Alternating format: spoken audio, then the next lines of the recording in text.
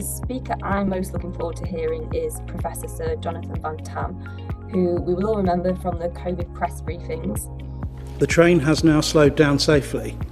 It has now stopped in the station and the doors have opened. That was the authorisation by the MHRA. He's going to talk about crisis management and communicating with impact, and I can't think of a better person to do that.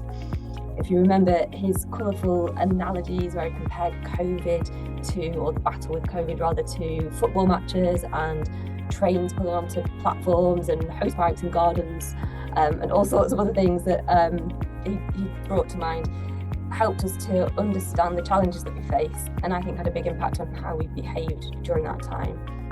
And his role had so many parallels with what health and safety professionals are doing, and I can't wait to hear more from him.